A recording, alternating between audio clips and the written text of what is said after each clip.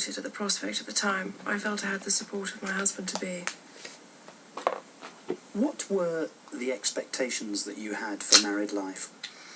I think like any marriage, especially when you've had divorced parents like myself, you'd want to try even harder to make it work, and you don't want to fall back into a pattern that you've seen happen in your own family.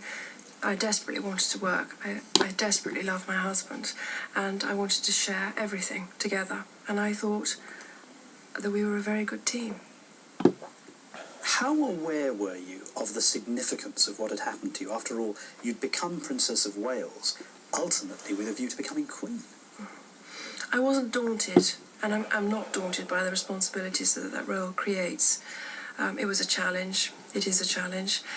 As for becoming Queen, it was never at the forefront of my mind when I married my husband.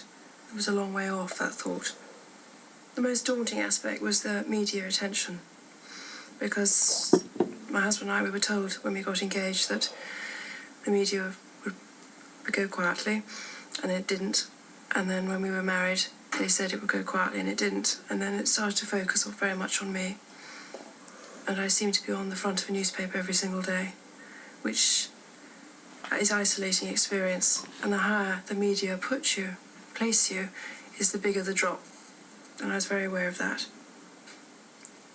How did you handle the transition from being Lady Diana Spencer to the most photographed, the most talked about woman in the world?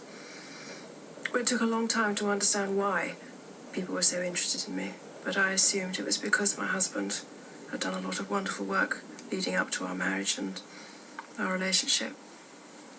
But then during the years, you see yourself as a good product that sits on a shelf and sells well, and people make a lot of money out of you.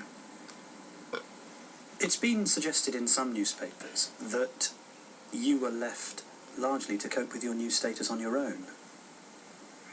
Do you feel that was your experience? Yes, I do, on reflection. But then here was a situation which hadn't ever happened before in history, in the sense that the media were everywhere, and here was a fairy story that everybody wanted to work. And so it was isolating, but it was also a situation where you couldn't indulge in feeling sorry for yourself. You had to either sink or swim, and you had to learn that very fast. And what did you do? I swam. We went to Alice Springs, to Australia, and we went and did a walkabout, and I said to my husband, "What do I do now?" And he said, "Go over to the other side and speak to them." I said, "I can't. I just can't." He said, "Well, you've got to do it." And he went off and did his bit, and I went off and did my bit. It practically finished me off there.